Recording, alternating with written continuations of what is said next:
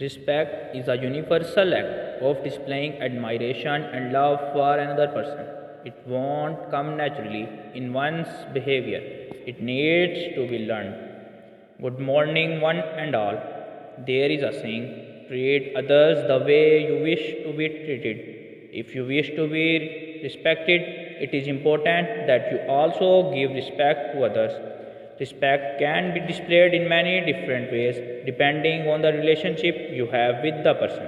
We can show respect by listening, serving, being kind, being polite, being thankful for others, etc. Respect is one of life's greatest treasures. How do we feel when we find ourselves not feeling respected by other people?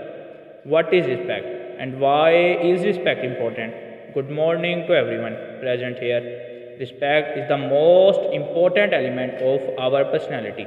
It is an essential part of life for both other people and for ourselves. It is like an investment. Whatever we give to others, it will return us with profits. Someone said, respect comes in the unchangeable step, giving it and receiving it. And this is how we can start to get respect. Dear friends, receiving respect from others is important because it helps us to feel safe and to express ourselves. It builds feelings of trust, safety, and well being in our relationships. It gives patience to listen each other.